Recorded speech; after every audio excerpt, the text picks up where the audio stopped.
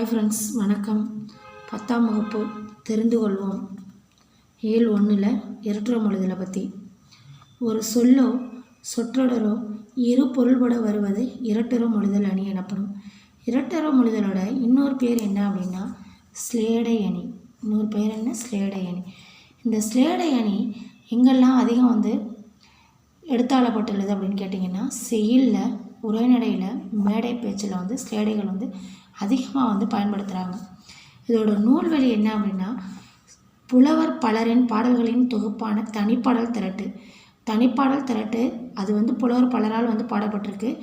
அது எதுலேருந்து எடுத்திருக்காங்கன்னா 5ஆம் பகுதியில் கழகப்பதிப்பு. தனிப்பாடல் திரட்டில் உள்ள 5ஆம் பகுதியில் கழகப்பதிப்பு அப்படிங்கிற நூல்லேருந்து தான் இந்த பாடல் எடுத்திருக்கிறாங்க. இப்பாடலை படைத்தவர் யாருன்னா தமிழழகனார். யார்? தமிழழகனார்.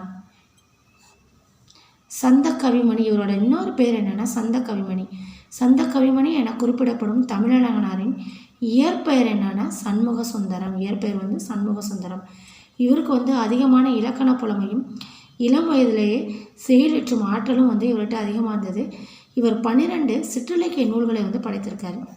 சந்த கவிமணி தமிழழகனார் என்ன படைச்சிருக்காரு அப்படின்னு கேட்டிங்கன்னா 12 சிற்றிலக்கிய நூல்களை படைத்திருக்காரு. Okay friends, thank you. அடுத்த வீடியோவில் பார்க்கலாம்.